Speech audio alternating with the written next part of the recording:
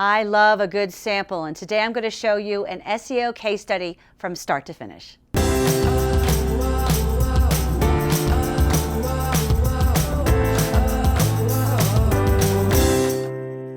So let's talk about how we speak as business owners. There's a way in which we talk and a way in which we market. Oftentimes the way we talk is very conversational, very relatable.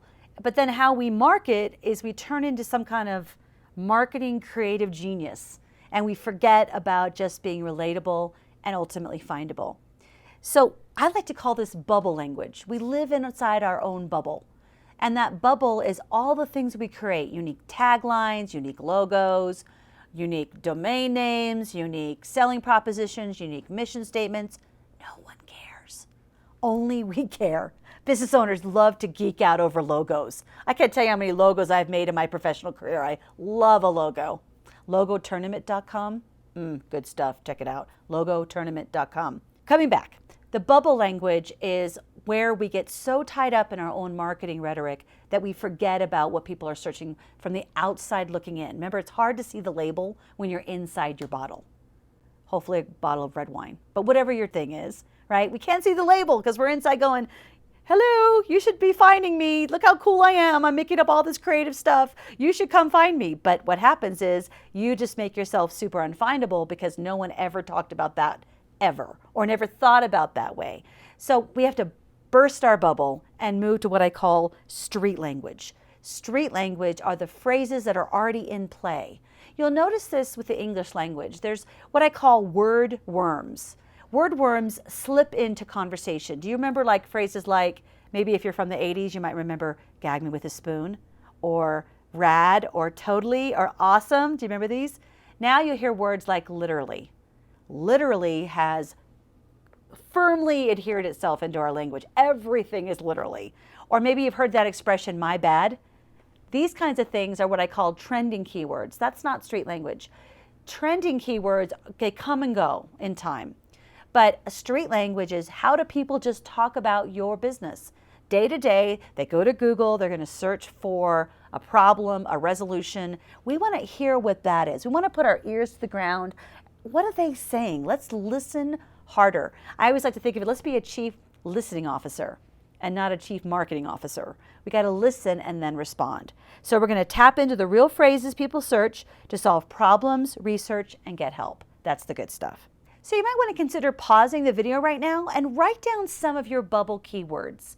Just go for it. Write as fast as you can, free association, whatever you're using in your current marketing that you created, acronyms, phrases, anything that you created from scratch out of pure genius.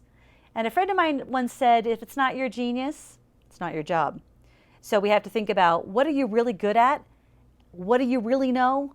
And how can you speak to what's really happening on the street? Remember, no bubbles, no bubble language. Let me introduce you to one of my clients, Jay Townsend. Now, Jay is the most beautifully dressed man you could possibly imagine. I'll never forget the first time I saw him.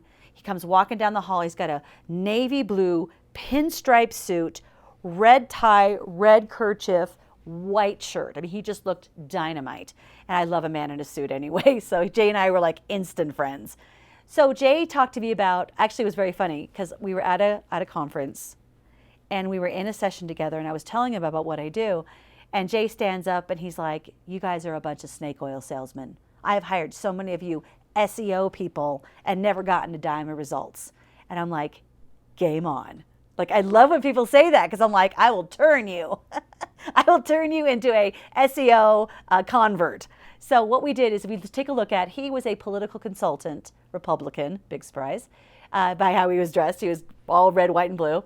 And he told me about how the fact he coaches people who want to run for political office.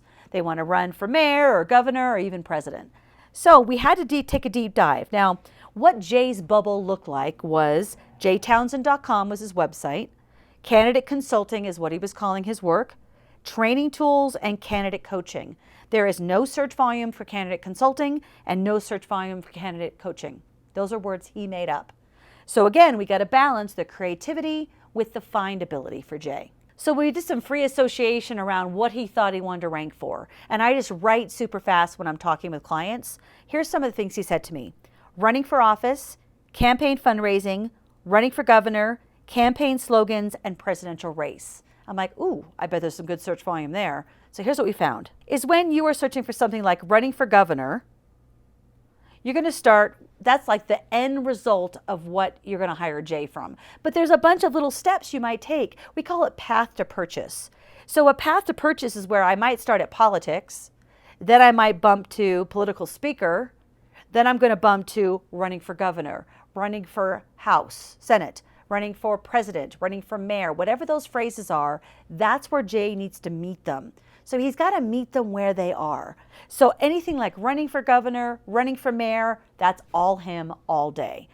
So let's bump over to his website and take a look at what his website looks like. What you'll notice is the very top navigation on the website. The first one is political consulting. The next one is running for office. So those are his two main, what we call pillar content.